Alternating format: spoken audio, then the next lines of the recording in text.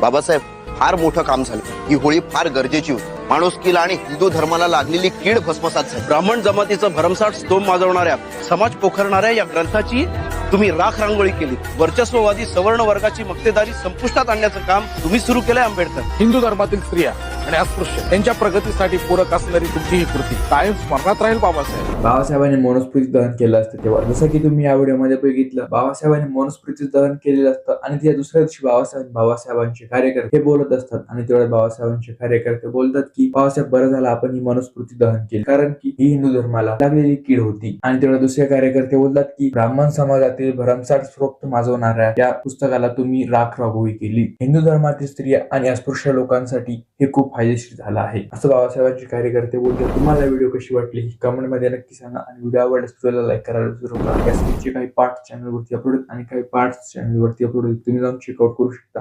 Jai Bhim.